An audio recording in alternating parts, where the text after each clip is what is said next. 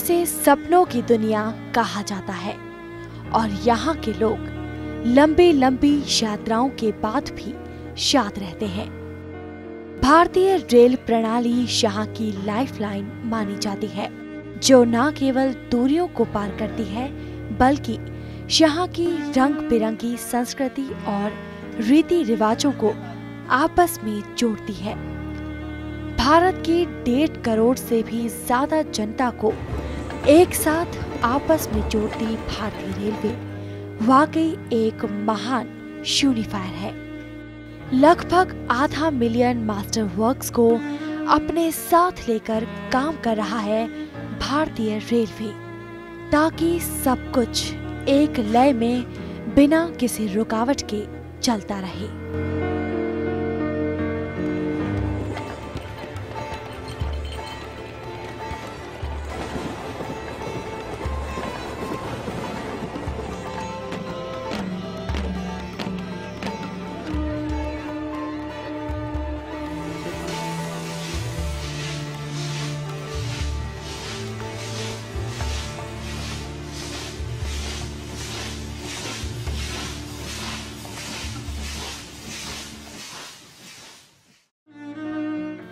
भारत में रेल प्रणाली की शुरुआत 1853 में अंग्रेजों द्वारा अपनी प्रशासनिक सुविधा के लिए की गई थी, लेकिन आज भारत के ज्यादातर हिस्सों में रेलवे का जाल बिछा है और रेल परिवहन का सस्ता और मुख्य साधन बन चुकी है।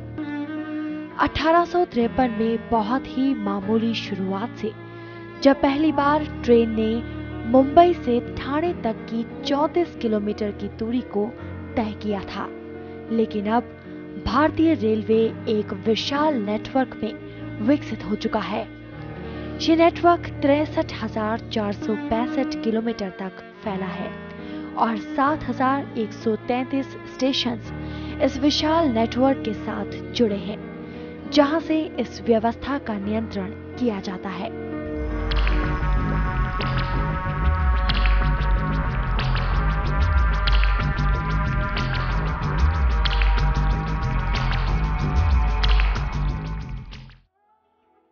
आज से बहुत साल पहले रेल केवल भाप के इंजन से चला करती थी और उसकी आवाज उस वक्त रेगिस्तान में दूर दूर तक सुनाई देती थी, जहां जहां से वो गुजरा करती थी।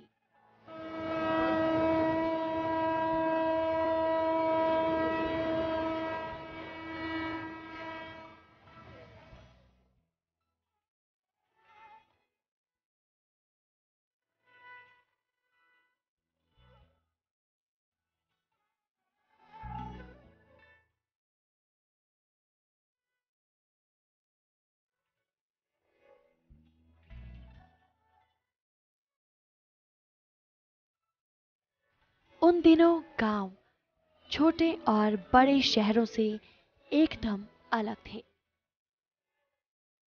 भारत में रेल की शुरुआती दौर से अब तक बहुत बदलाव आए हैं। लोहे की पटरी पर चलने वाली और आकाश में सफेद धुएं के छल्ले बनाते हुए चलने वाली इन खूबसूरत भाप के इंजन के साथ रेलों को देखकर लोग रोमांचित हो उठते थे। ये उस वक्त जब दूर दराज के क्षेत्रों में स्टेशन नहीं हुआ करते थे, तो स्टॉपेज के लिए बरगद के पेड़ों को रेलों का ठहराव स्थान बनाया जाता था, या कह सकते हैं कि स्टॉपेज माना जाता था। और रेलवे स्टेशंस पर हमेशा लोगों का मनोरंजन करने के लिए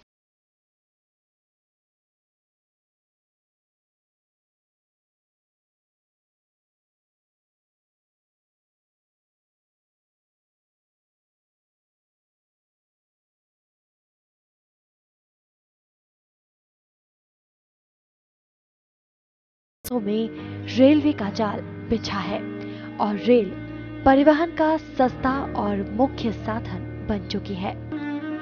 1853 में बहुत ही मामूली शुरुआत से जब पहली बार ट्रेन ने मुंबई से ठाणे तक की 34 किलोमीटर की दूरी को तय किया था, लेकिन अब भारतीय रेलवे एक विशाल नेटवर्क में विकसित हो चुका है।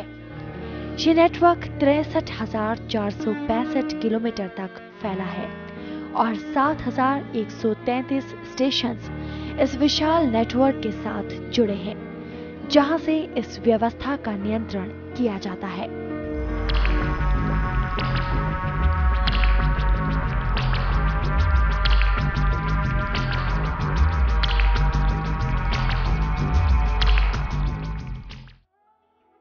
आज से बहुत साल पहले रेल केवल भाप के इंजन से चला करती थी और उसकी आवाज उस वक्त रेगिस्तान में दूर दूर तक सुनाई देती थी, जहां जहां से वो गुजरा करती थी।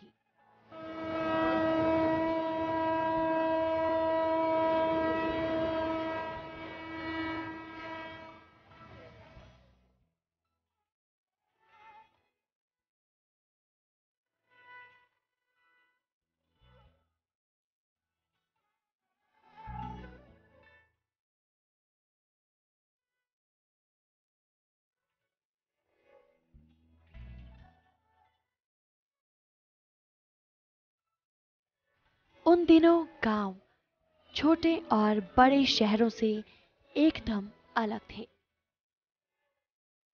भारत में रेल की शुरुआती दौर से अब तक बहुत बदलाव आए हैं।